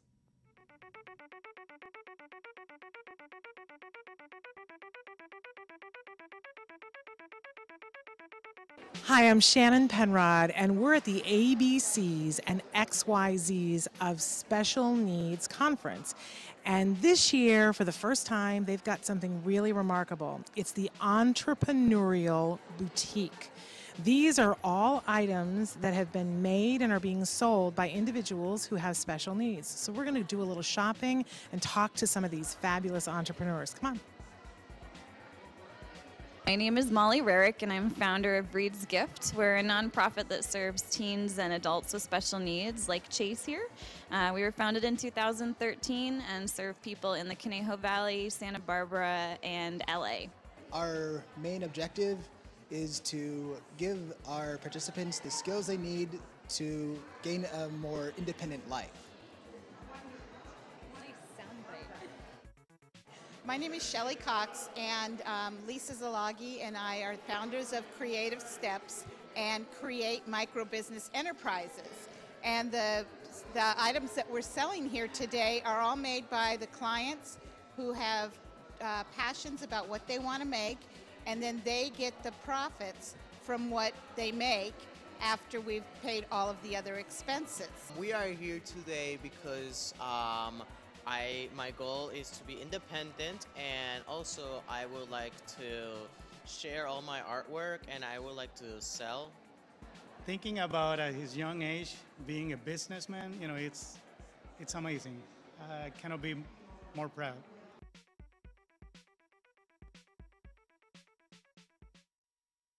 Back to Autism Live. Whenever we have time to on Thursday, we like to do a mindfulness moment. We started doing this a little over a year ago because First of all, I did a course in mindfulness, and I just saw that it made a difference in what I was able to do with my son. I'm always going to be a helicopter parent, let's be honest about that, but I was able to let the apron strings go a little further without personal stress to me because I did the mindfulness class. And I definitely think we always need to be looking at stress and how to reduce stress. This is good for us and it's good for our kids. So one of the things I learned about mindfulness is, and I'm direct quoting Evelyn Gould, it's like Ireland Day today on the show. So Evelyn used to come on the show and talk about having a moral compass, that we all have things that are morally important to us. And that sometimes when we are in big strife, it's because there are two things that we care deeply about that are on our moral compass. And that when you're feeling the stress of something, it's important to look at it and go, wait a second, what's happening here and where are we on my moral compass? Because you always want to be pointed in the direction of what your morals think that are important. Now, for me and our family, how we languaged it when our son was diagnosed with autism, how I didn't know about moral compass, but I said, let's write a manifesto for our family, like what's important to us. Let's put, criteria, like what's the most important thing. And as soon as we found out that there was help and support and that there was therapy that could make our son's life better, but it was a huge investment of time, energy, and emotion, and money, we said, okay, if we're going to do this, let's do it right. And so we made this manifesto up, and it was in a way our moral compass. And so we prioritized, and at the top of the manifesto for years, and by the way, every year or anytime something was kind of wonky, we go, let's pull out the manifesto and like look and see, and maybe we need to change the order. Maybe let's not make the manifesto drive the bus, but let's be clear and mindful about what we're choosing to attend to. And so, number one for a lot of years was our son's treatment, that everything else came after that. And for a lot of years, what was number two was my husband's career. That was number two because we didn't want to let that go. So the stuff and I had made and been, party to the manifesto for a lot of years, me having a career wasn't on the manifesto. I needed to have a job, and I did things because, it wasn't that we were saying it's never going to be important again. And when it was time, my career and the things that I was doing moved up on the manifesto. But what was number one was still my son's therapy over my career, over my husband's career. By the way, my marriage and keeping my marriage and having a good relationship with my husband and my son was also above, although it jockeyed sometimes. There was a year in which we said, this is going to have to be after making sure that we have a way of money coming in, because we got to keep the roof over the head, because what's number one? The therapy. And that was the way we ordered things. But when we would have strife, it was easier to pull out the thing and go, wait a second, what's the priority here? I remember there was a job that came, my husband's an actor, and there was a job that came up, and it meant that he was going to have to go away for several days into the desert to film something. And he was saying, I don't feel like I should go right now, and really having some angst about that. And I said, well, according to the manifesto, Jem getting his therapy is number one. I can do that while you go to the desert to do the thing. We can do both of these things. And as soon as I said that, my husband was able to go, really? I don't want to leave you. And I said, look, I'm totally capable. It's only a few days. I can make this happen. You go to the desert and make that movie. And so we did. And honestly, I think I now think of it as, I always have thought of our manifesto, but it's like a moral compass. I think of that as being one of the single greatest tools that kept my relationship with my husband solid, because we didn't have to guess, and I didn't have to, I get resentful and be like, oh, your job's more important than my job. We talked about it. We figured it out. No, for right now, this is the criteria. My job is being project manager for autism, and when it was time for my career to come back into play, it did. So I don't have to carry around any like, how did that happen? We chose it. We were mindful. So if you're having strife, stop and take out a moral compass and say, what's most important to me? Am I moving towards that? And do I have two things that are happening here that are loggerheads? That, sometimes just acknowledging that, I have two things that are important to me is a lot better than being in the pain of what are we going to do? And then you can decide for right now, this thing is slightly more important than that thing. Or maybe there's a way that we can do both of them and acknowledge both of these things are important to us. Having a moral compass and being mindful about what you choose means you can get more done, be happier while you're doing it, and experience less stress. Woohoo! It's a good thing. Okay, we're going to take a break, and then we're going to come back with our autism in the classroom moment, and maybe we'll have some time for some of the things that you guys have written in. Stick with us.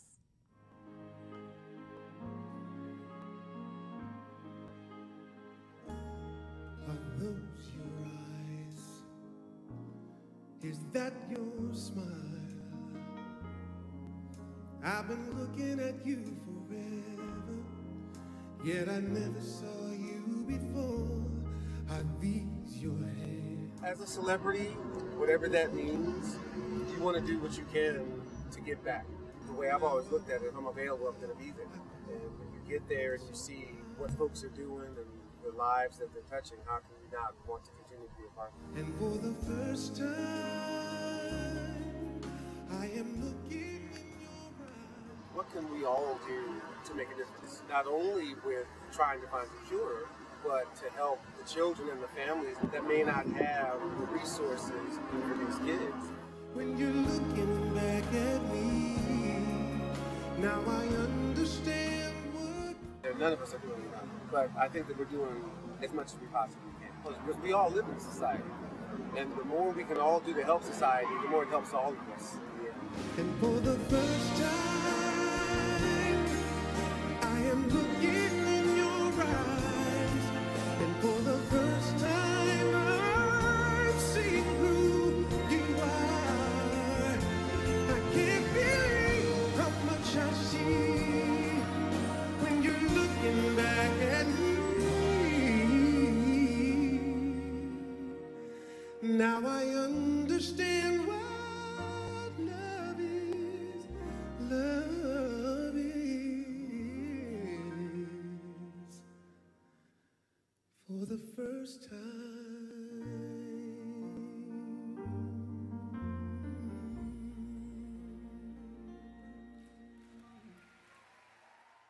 Welcome back to Autism Live. I wanted to take a quick second to answer one of the questions that came in on Facebook Live for Tanya, who was talking about our jargon today was vocal stereotypy. And Tanya had written in and said, my son does this and I didn't know that's what it was called. I'm so happy when we can give you guys things and you go, oh, that's what that is. I guarantee you soon you're going to hear people saying, oh, well, the vocal stereotypy, and suddenly you'll be like, oh, there's that thing again. For years, I was so confused about it when my son was going through it. So glad to give you the verbiage for that.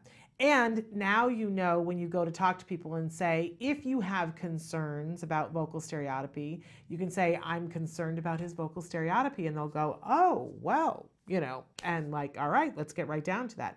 And further, Tanya wanted to know, what is it that helps with this? Is it ABA? Is it speech therapy? And I will tell you that both of them have the potential to greatly affect this. ABA is going to help with, first of all, I don't know what the level of your child and his or her communication are, but ABA is going to help to give more and more functional communication, whether that be through an iPad or through an iconic picture exchange communication system. They're going to give functional communication. And sometimes just having functional communication, if you think about, okay, Samantha just said something and I didn't know what it meant. Now I know what it means. That's why I had a funny look on my face. In any case, so we talked a couple of weeks ago about DRI, differential reinforcement of incompatible behavior.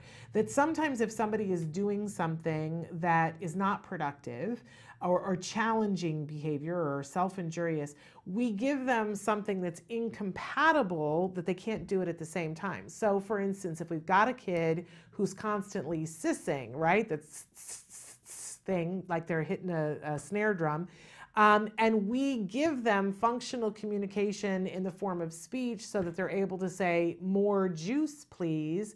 Guess what you can't do the same time that you're talking? You can't talk and sis at the same time.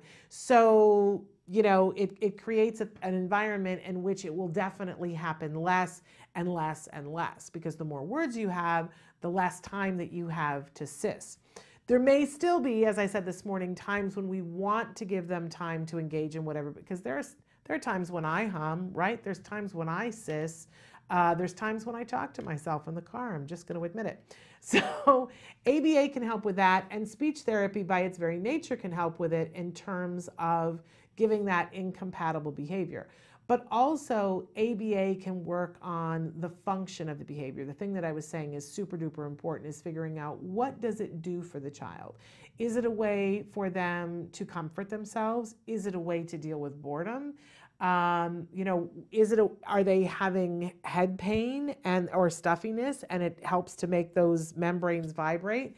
And ABA can help us to figure out, well, what is causing that, and to help to teach something that's more functional, or, you know, a replacement behavior for it, right? So I definitely think that ABA is really useful. ABA is what got my son's vocal stereotypy to be something that it's not an issue in his life anymore. It's not that he doesn't do it. We all do it, but it's not an issue. It's not inappropriate. It's not preventing him from making friends. It doesn't disrupt the class. It doesn't mean that he has to have a different place to sit for a test, all of which would have been true when he was 3. That he would be around other kids, to the point where my husband and I at one point were talking about adopting another child, and I was saying that I wanted to adopt a deaf child because I didn't believe that any other child would play with my son, because he made so many funky noises, and whenever we would have a play date, at some point the other kids would go, why is he making those robot noises? So like, that's how much it was happening. And you know, that I still would love to adopt a deaf child, but not for that reason anymore. So there we have it. So definitely look at ABA and all the things that it can do, because it can help with all kinds of stereotypy, not just vocal, but it can help with vocal stereotypy. Okay, shifting gears. We're not even going to take a break, but I'd like to talk about our autism in the classroom moment for the week. You know, this is a new segment that we're doing on the show that it's very near and dear to my heart, giving strategies for having the best experience in a classroom. And I look at this from lots of different ways. This segment is for teachers, but it's also for parents, because we want to empower ourselves to help make that experience in the classroom the best possible one that we can have. So here we are. We're in April, and I know it's Autism Awareness Month and it's all that fuzzy stuff, but the reality is, if you're not hearing the clock ticking, let me remind you to focus your hearing, because it's ticking. Some of you might be having spring break this week, you might be having it next week, you might have already had it, but at this point in the year, if your child is already in school, it's the wind down is starting. How many weeks are left for you? Is it 6 weeks? Is it 8 weeks? Somewhere in the neighborhood of that. It's probably less than 10 weeks before summer vacation. And a lot can happen in summer vacation that can propel your child to better success in the coming year, or it can slide them back. In fact, teachers call this thing that can happen in the summer slide. They test kids at the end of the year because they're doing their best. And it's that moment, and your child may or may not have a standardized test coming up sometime in the next couple of weeks. But this is the moment they do it, because it's the moment when they've had the most instruction, they know the most, and then the summer's going to happen. And most kids don't continue to go up in learning in the summer. Most kids have the summer slide, where they will dip 10 to 20% of what they learned in the previous year. In fact, summer slide is so intense at this point that most of the time when they come back to the school year, they will spend the first 8 weeks of the school year reviewing what they learned last year in school. 8 weeks, that's much more than it ever used to be because Summer Slide is so intense. Now, look at it two ways here. For our kiddos who are on the autism spectrum, there is a huger risk of slide. In fact, it's written in, I think it's, you have to show, or there has to be a concern that they could lose more than, is it 20 or 30%? And if they do, then they're given extended school year, which means they get summer school. If there is a fear that your child will have an intense slide that will put them further back, you'll be offered that in your IEP and you can ask for it. Some people don't get offered it for whatever reason, but whether you're offered the extended school year, whether you take it, whether you don't take it, now this is the moment in April to start thinking about what are we going to do to prevent the summer slide. We actually did an entire series about this last year that is on our YouTube channel, and we did 6 different things to prevent the summer slide. You can check it out, but I think it's an opportunity. If we look at this and go, okay, if the rest of the kids are going to slide back 10% and my child is a little bit behind, and what if my child doesn't slide at all? What if my child gains 20? You're going to be closing the gap. And that's how I like to think of summer. I think it's got to be fun. I think it's got to be educational, and it's got to be varied. I definitely, as a former teacher and as a parent, try to think of, okay, what could we accomplish during this time period? What's one thing that we really got to work on so that success is better? What's one thing that he's not gonna like, that he doesn't want to work on, but that I gotta find a way to make it fun? And what's one thing that I can give him wings to fly? That's something where I can take the skills that he's got and have them bump that much further. For my kid, he's into computers, and so I'm always looking for a way to give him that much more for computers. I'll tell you something, there's camps out there, they're everywhere, but you gotta have money to be able to do them. They're so expensive. There's a computer camp that I would love to send my kid to. It's $1,400 for 1 week. And it's not a sleepover camp, and they don't even feed them lunch, and they're done at 3:30. I'm sorry, I've gone into the wrong business. $1,400? Whoo, that's a lot of money. Remember earlier in the show I talked about Temple Grandin saying Khan Academy? Khan Academy is free. You can have, starting in kindergarten, you can have your child take a class on Khan Academy for free.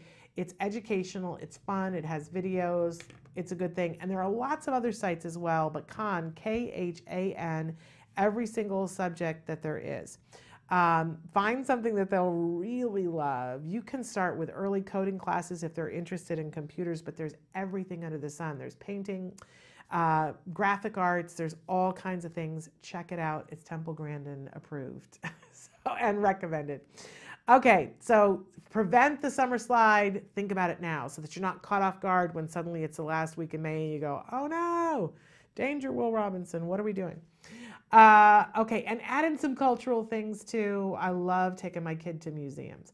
We're out of time for today, but I just want to tell you what a pleasure it is to be here with you. We have posted on our Facebook page the thing we talked about yesterday about healthcare. Healthcare is in danger again.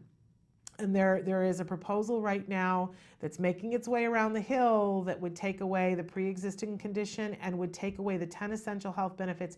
It would put it on the state's plate and say, it's up to you whether you want to do it. That is the death knell for ABA in your state. And I want to encourage you to speak out.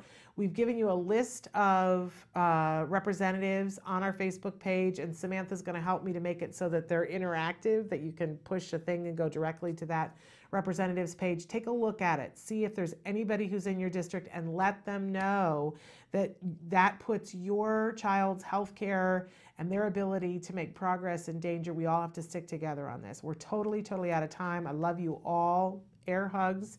I will see you next Wednesday, if not before. Until then, give your kiddos a hug from me and one for you too. Bye-bye for now.